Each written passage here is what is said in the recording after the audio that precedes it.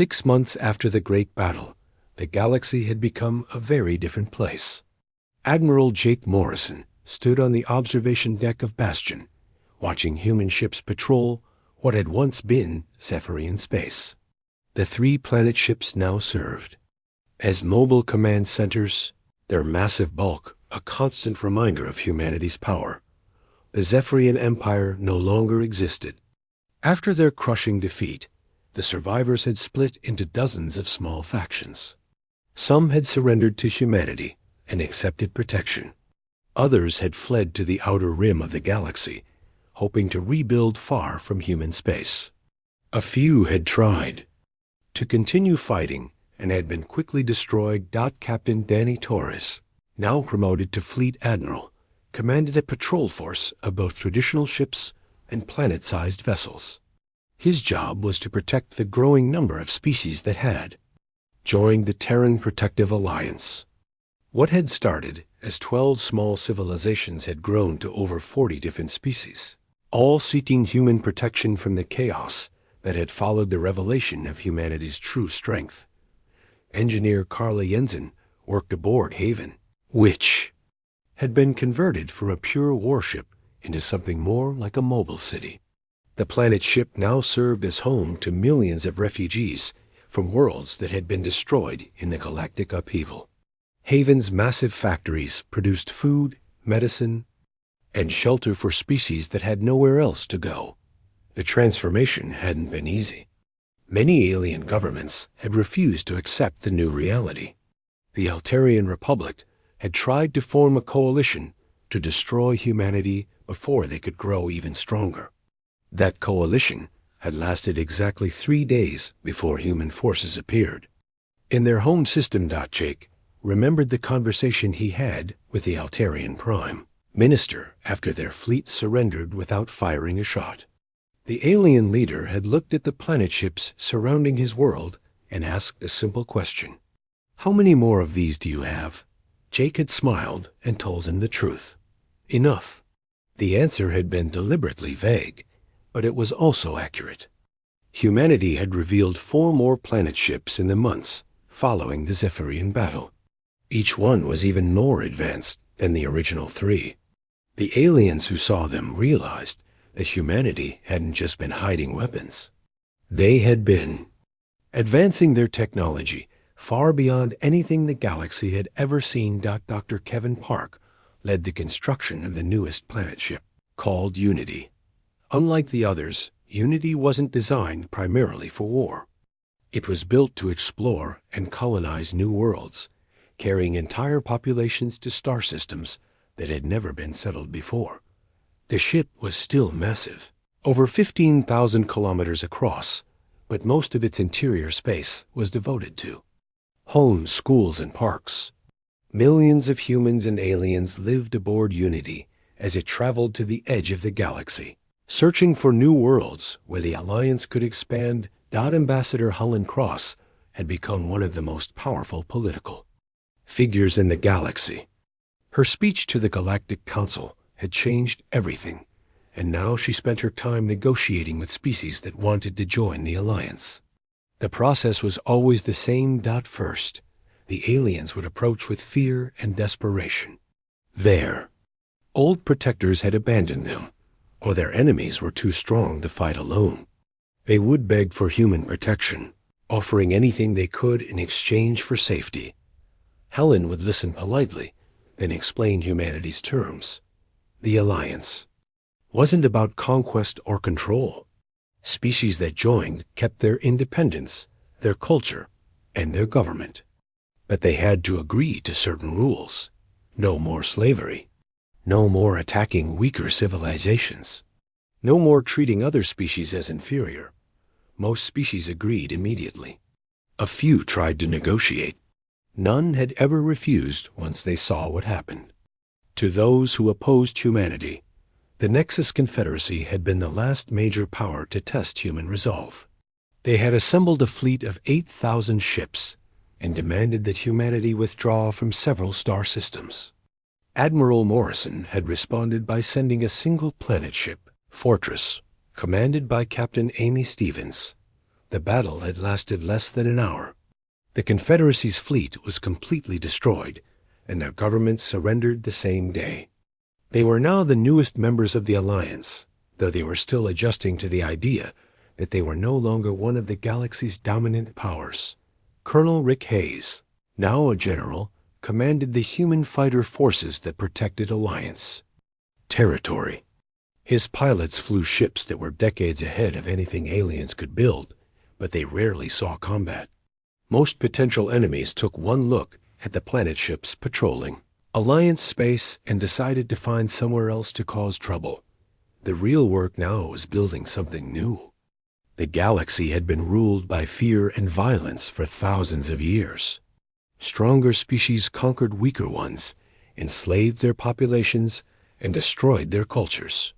The Alliance was trying to create a different kind of civilization, one based on protection and cooperation instead of conquest. It wasn't easy. Many of the species that joined the Alliance had been enemies for centuries. Getting them to work together required patience and skill.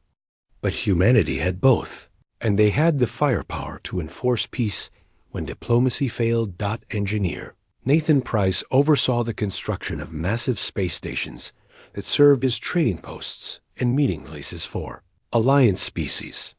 These stations were built using technology that had been developed for the planet ships, making them the largest artificial structures in the galaxy. The stations became symbols of the new order. Species that had never trusted each other found themselves working side by side, protected by human weapons and guided by human diplomacy. Trade flourished as pirates and raiders found themselves hunted by planet ships that could follow them anywhere in the galaxy. But perhaps the most important change was in how the galaxy thought about strength. For millennia, aliens had believed that might made right. The strongest species ruled, and the weak served or died. Humanity had proven they were the strongest, but they used that strength differently. Instead of conquering, they protected. Instead of enslaving, they liberated. Instead of destroying cultures, they helped preserve them. It was a completely new way of thinking about power, and it was spreading throughout the galaxy. Admiral Morrison received regular reports about the changing political situation. The old empires were falling apart as their subject species joined the Alliance. New governments were forming based on cooperation instead of conquest. For the first time in galactic history, weak civilizations didn't have to fear the strong. The transformation wasn't complete. There were still hostile species hiding in the outer rim, still pirates and raiders who refused to accept the new order. But they were becoming fewer every year, hunted by Alliance forces and abandoned by governments that no longer wanted to fight humanity. As Jake stood on Bastion's observation deck, he thought about how far humanity had come. A century ago, they had been victims, bullied, and attacked by alien empires. Now they were the guardians of galactic peace, protectors of the weak, and builders of a new kind of civilization. The planet ships had been humanity's secret weapon, but their real strength had always been something else.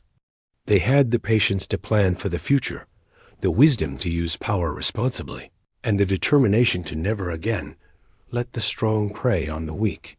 The galaxy was learning that humanity's greatest weapon wasn't their technology or their ships. It was their refusal to become the monsters they had once fought. The news of humanity's victory spread across the galaxy faster than light itself. Within 24 hours, every alien government knew that the humans they had ignored for centuries possessed weapons that could destroy entire fleets in minutes. Commander Julie Brooks sat in her intelligence office on Earth, listening to intercepted communications from across the galaxy. Her job was to monitor what alien governments were saying about humanity, and right now, they were saying a lot. "Admiral Morrison, you need to hear this," Julie said as Jake entered her office. She played a recording from the Altarian Republic. "All fleet commanders are ordered to avoid human space until further notice. Under no circumstances should any ship enter their territory without direct authorization from the High Command. Then she played another message, this one from the Nexus Confederacy. Emergency session called for all member worlds. Topic: reassessment of human threat level and immediate diplomatic response. Jake listened to dozens of similar messages. Fear, confusion, and anger filled every communication. Some alien governments wanted to make peace with humanity immediately. Others wanted to attack before humans could build more planet ships. Sir, Julie continued, we're tracking fleet movements from 17 different species. Some are moving toward our borders. Others are pulling back. The galaxy doesn't know how to react. Jake nodded grimly. This was the moment he had been preparing for his entire career. Humanity's secret was out, and now they had to deal with the consequences. Director Lisa Kane arrived on Earth that same day for an emergency meeting with human leadership. She brought with her information that would shock even Jake Morrison. The 3 planet ships were just the beginning, Lisa told the assembled human commanders. We have 17 more under construction, plus manufacturing facilities that the galaxy has never seen. She activated a holographic display that showed hidden human installations throughout space. Shipyards disguised as asteroids. Weapons factories built inside moons. Entire star systems that had been secretly colonized and turned into military production centers. For 100 years, we've been building a fleet that could fight every alien empire at the same time, Lisa continued. The Zephyrians only saw a tiny fraction of what we're really capable of. Lieutenant Paul Garcia, Jake's intelligence officer, brought even more disturbing news. Sir, we've intercepted battle plans from 3 different alien coalitions. They're all talking about attacking us before we can reveal more weapons. This was the nightmare scenario that human planners had feared. Once their secret was revealed, other species might band together to destroy humanity before they became too powerful. But Lisa Kane smiled. Let them come. It's time to show the galaxy everything we've been hiding. Over the next few days, human installations across the galaxy began revealing themselves. What aliens had thought were empty star systems suddenly came alive with activity. Dead asteroids opened up to reveal massive shipyards. Barren moons split apart to show weapons factories inside. Captain Blake, now promoted to admiral, took command of the newly revealed 4th Fleet. These weren't planet ships, but they were still more advanced than anything aliens had ever built. Each human cruiser carried weapons that could destroy alien battleships. Their destroyers could fight enemy dreadnoughts on equal terms. The aliens watched in growing terror as humanity revealed the true size of their military. It wasn't just 3 planet ships. It was an entire hidden civilization that had been preparing for war while pretending to be weak. Ambassador Helen Cross stood before the Galactic Council for what everyone knew would be the most important speech in galactic history. The Great Chamber was filled with representatives from hundreds of species, all waiting to hear what humanity had to say. For 300 years, you have treated us like children, Helen began, her voice calm but strong. You invaded our colonies. You enslaved our people. You dismissed us as primitive and worthless. The alien representatives shifted uncomfortably in their seats. Many of them had personally been involved in attacks on human worlds. We could have revealed our strength at any time, Helen continued. We could have conquered your worlds, enslaved your people, and treated you the way you treated us. But we didn't. Do you know why? The chamber was completely silent. Because we're not like you, Helen said. We don't believe that might makes right. We don't think stronger species should rule weaker ones. But we also learned that in this galaxy, you can't survive by being defenseless. She activated a hologram that showed the true extent of human military power. Not just the planet ships and the 4th Fleet, but manufacturing capabilities that dwarfed anything in the galaxy. The ability to build new fleets faster than aliens could destroy them. The question now is simple, Helen said. You can continue treating this as a galaxy where the strong prey on the weak.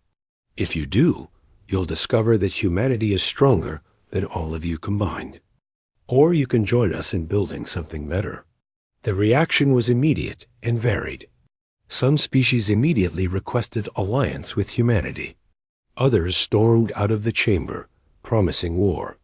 A few sat quietly, trying to figure out which side would win. But the most important reaction came from the smaller species that had been victims of alien aggression for centuries. Representatives from dozens of weak civilizations approached Helen after her speech. "We want your protection," said the ambassador. "From the Kepler colonies, a peaceful species that had been raided by pirates for decades. We'll join any alliance you create." Within a week, the Terran Protective Alliance was formed. It started with humanity and 12 smaller species, but more joined every day. For the first time in galactic history, the victims of alien aggression had a protector strong enough to defend them. The Zephyrian Empire, meanwhile, was falling apart. After losing most of their fleet, different factions began fighting each other for control. Some wanted to surrender to humanity and begged for mercy. Others wanted to flee to the edge of the galaxy and start over. Admiral Morrison received regular reports about the changing political situation. The galaxy was dividing into 3 groups: those who wanted to ally with humanity, those who wanted to fight them, and those who were trying to stay neutral. "Sir," Paul Garcia reported during one of their daily briefings, "the Void Syndicate has gone completely dark. No communications, no ship movements, nothing. They're either planning something big, or they're scared enough to hide." Jake wasn't surprised. The Void Syndicate was the most mysterious power in the galaxy, and they had survived for thousands of years by being careful. They were probably trying to figure out how to deal with humanity's revealed strength, but Jake had bigger concerns. Intelligence reports showed that several alien coalitions were still planning attacks on human space. They thought that if they moved quickly, they could destroy humanity's revealed installations before more could be built. They had no idea how wrong they were. The galaxy was about to enter a new age, with humanity at its center. The question wasn't whether the old powers could destroy the humans. The question was whether they could adapt to a universe where the Arctic species they had bullied for centuries was now the dominant force in known space. The first shots of the battle came from the Zephyrian fleet. Warlord Kethfor had decided that even if these human ships were big, they were still just ships. His 10,000 warships opened fire all at once, sending millions of energy beams and missiles toward the 3 planet ships. Captain Danny Torres watched the incoming attack from Bastion's command center. The enemy weapons looked like tiny sparks of light as they crossed the distance between the fleets. When they hit Bastion's hull, they barely scratched the surface. "Damage report," Torres called out.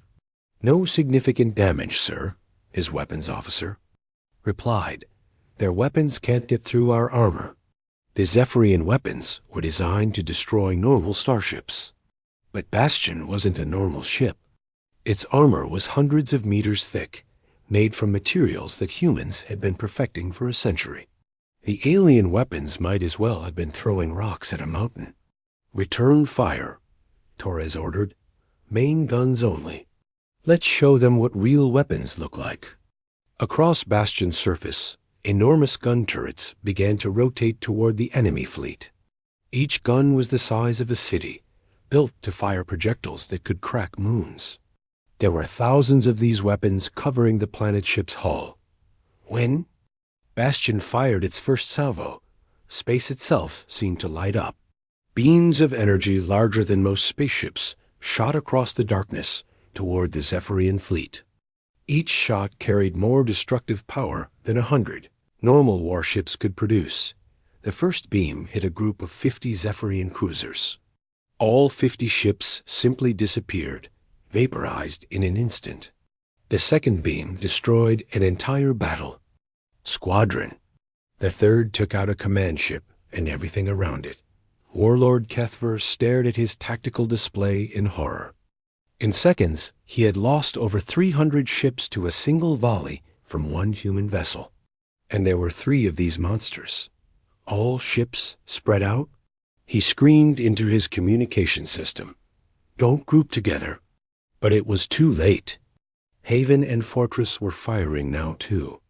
Captain Carla Jensen watched as her planet ship's weapons tore through the enemy formation like a sword through paper. Each shot from Haven's main guns destroyed dozens of alien ships. Dr. Kevin Park stood in Haven's science lab, monitoring the experimental weapons that humanity had been developing in secret. These weren't just bigger versions of normal ship guns. They were completely new types of weapons that used technology the aliens had never seen. Activate gravity manipulators. Dr. Park ordered his team.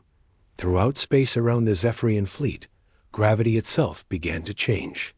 Invisible forces grabbed enemy ships and crushed them like toys. Entire formations of warships were pulled together and smashed into each other. Some ships were stretched apart by gravitational forces until they broke in half. Captain Amy Stevens commanded Fortress as it performed a maneuver that should have been impossible. The planet-sized ship moved like a fighter, spinning and diving through space with grace that defied physics. But Fortress wasn't just moving for show. It was heading directly for the center of the Zephyrian fleet. "Sir, that human ship is going to ram us," a Zephyrian officer shouted. Kethver watched in disbelief as Fortress, a ship the size of a small planet, accelerated toward his fleet like a missile. Ships scattered in every direction, but many couldn't get out of the way fast enough. Fortress plowed through the Zephyrian formation like a bowling ball through pins. Ships that got in its way were simply crushed or swept aside. The planet ship's point defense systems, weapons designed to stop missiles and fighters, were destroying entire cruisers as they fired. Colonel Rick Hayes led his fighter squadron through the chaos of the battle. His small ships darted between the massive weapons fire, providing cover for human bombers and rescue ships. But mostly, Rick just watched in amazement as the 3 planet ships destroyed the largest fleet in galactic history. "This isn't a battle," Rick said to his wingman over the radio. "This is a demonstration," and that's exactly what it was. For 100 years, humanity had been preparing for this moment. Every weapon system had been tested. Every tactic had been planned. Every crew member knew exactly what to do. The Zephyrian fleet, despite its size, had no idea how to fight planet-sized warships. Their tactics were designed for normal space combat. Their weapons couldn't damage the human ships. Their speed meant nothing when the enemy could manipulate gravity itself. Within an hour of the battle's start, half of the Zephyrian fleet had been destroyed. The other half was scattered across the solar system, running in every direction. But the battle had consequences far beyond the destruction of enemy ships. Every alien government in the galaxy had spy satellites and monitoring stations throughout space. They were all watching as humanity revealed capabilities that no one had imagined. On the homeworld of the Altarian Republic, government leaders sat in an emergency meeting, staring at live footage of the battle. The sane humans they had been, bullying for centuries, had just destroyed the most powerful fleet in the galaxy in less than an hour. How is this possible? The Altarian Prime Minister asked his intelligence chief. "We don't know, sir. Our analysts say those ships should be impossible to build. They are too big. They should collapse under their own gravity. But somehow, the humans made it work."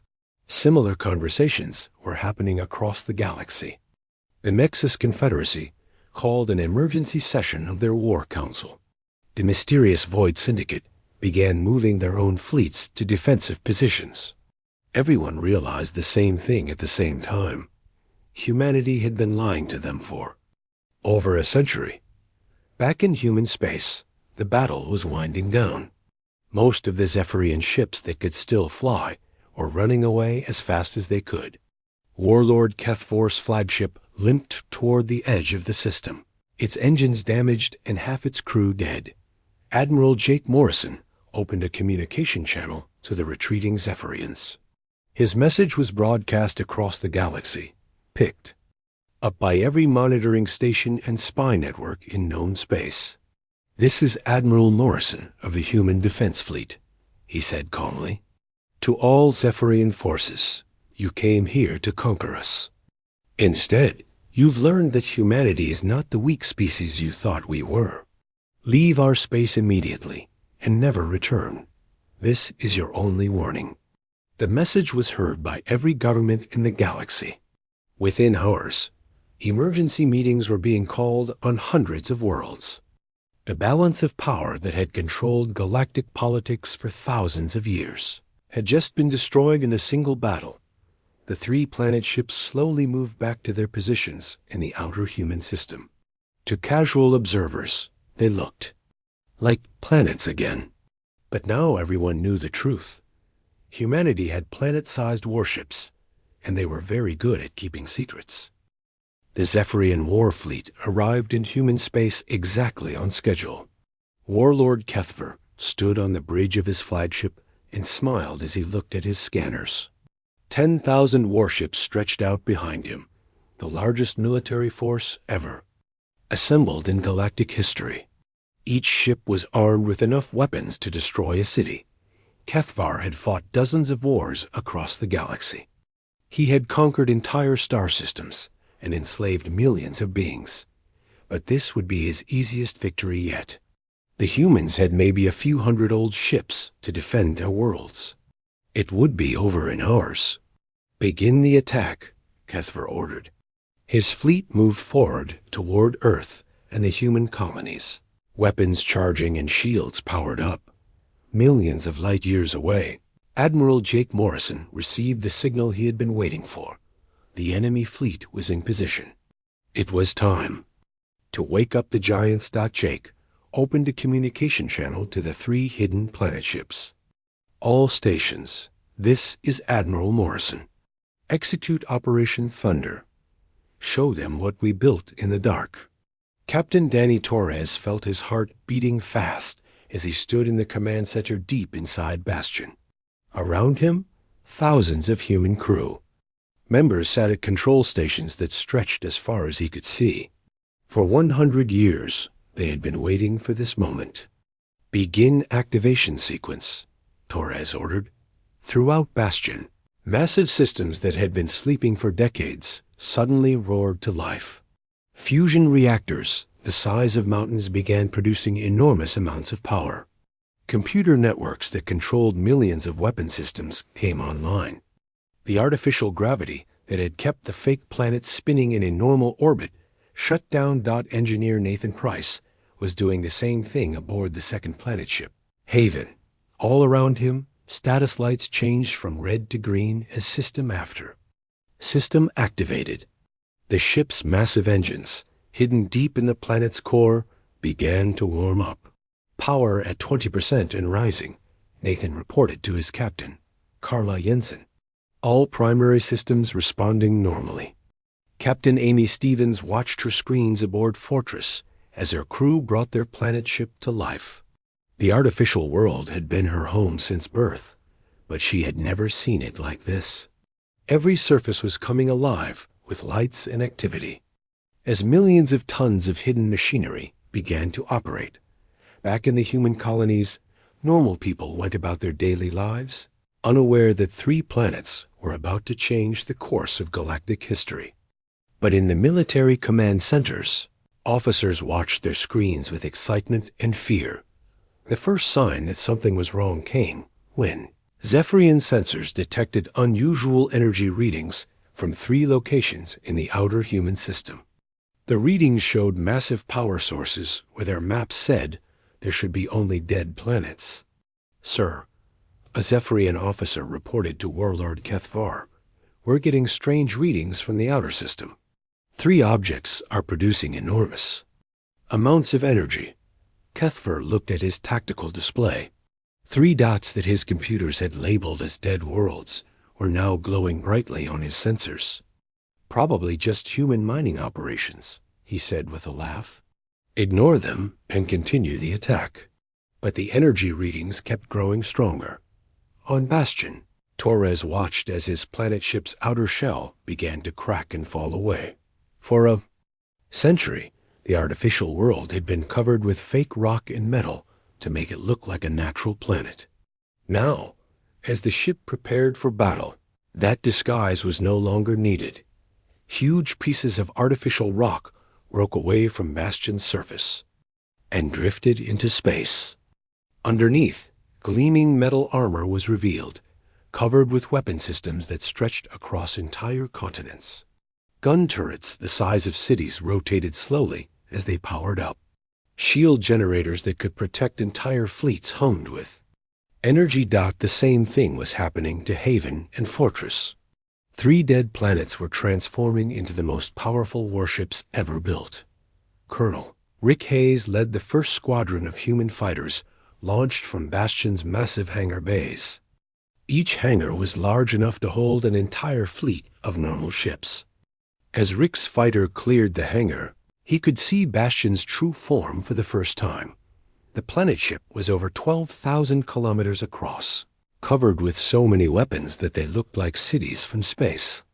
Massive engines that could move a world through space were beginning to glow as they prepared to push the enormous ship into battle. "Holy stars," Rick whispered to himself. He had known about the planet ships for years, but seeing Bastion fully activated was still incredible. The Zephyrian fleet was much closer now, and their sensors were finally beginning to understand what they were looking at. The 3 dead planets were moving, not drifting slowly like normal planets, but accelerating like ships. "Sir?" The same Zephyrian officer called out, his voice higher with worry. "Those aren't planets. They're ships, massive ships." Warlord Kethver stared at his display screen. The 3 objects were definitely moving toward his fleet, and they were huge. Bigger than anything he had ever seen. Bigger than anything anyone had ever seen. "How big are they?" he asked. The officer checked his readings twice before answering. "Each one is approximately 12,000 kilometers in diameter, sir. They're the size of small planets." For the first time in his military career, Kethver felt a moment of doubt. But he had 10,000 warships. Even if the humans had built some kind of massive vessels, numbers had to count for something. "All ships maintain course," he ordered. "Prepare for battle." As the 3 planet ships continued to shed their disguises, the galaxy watched in stunned silence. Every alien government had spy networks that monitored military activities throughout space. Suddenly, all of their screens were showing the same impossible sight. Humanity, the species everyone thought was weak and primitive, had built weapons that defied imagination. 3 artificial worlds were preparing for war, and no one had any idea what they were capable of. The battle that would reshape the galaxy was about to begin. Admiral Jake Morrison stood on the bridge of his ship and stared out at the stars. The year was 2387, and the human race had been living among other alien species for over 300 years. Most of those aliens thought humans were weak and stupid. They thought human technology was old and broken. They were very wrong. Jake touched a button on his command chair. A hologram appeared in the air before him. The face belonged to Director Lisa Kane, the woman who ran the most secret project in human history. Her eyes looked tired but determined. "Jake, we just got word from the Zephyrian Empire," Lisa said. Her voice was calm, but Jake could hear the tension underneath. "They want us to surrender all our colonies. They're giving us 72 hours. Jake nodded slowly. He had been expecting this day for years. The Zephyrians were the most violent race in the galaxy. They conquered planets for fun and enslaved entire species. For months, they had been building the largest war fleet anyone had ever seen. 10,000 warships, all aimed at human space. "How many ships are they bringing?" Jake asked, though he already knew the answer. "All of them," Lisa replied. "Every single warship they have. They think we're going to run away like scared children." Jake almost smiled. If only they knew what humans had really been doing for the past 100 years. After Lisa's image disappeared, Jake walked to the front of his bridge. Through the windows, he could see what looked like empty space. But Jake knew better. Hidden out there, disguised as dead planets, were 3 of the most powerful weapons ever built by any species in the galaxy. The project had started 100 years ago, right after the Altarian Republic had destroyed 2 human colonies without warning. The human government decided that day that they would never be helpless again. They began Project Titan in complete secret. Captain Danny Torres commanded the first of these hidden weapons. His ship was called Bastion, though it looked exactly like a dead rock floating in space.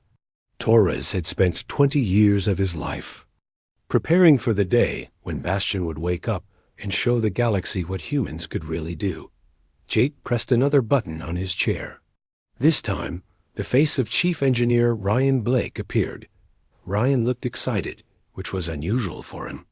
"Admiral, we're ready," Ryan said. "All 3 ships are waiting for your order. The fusion cores are charged and the weapon systems are online. We've been testing everything for months."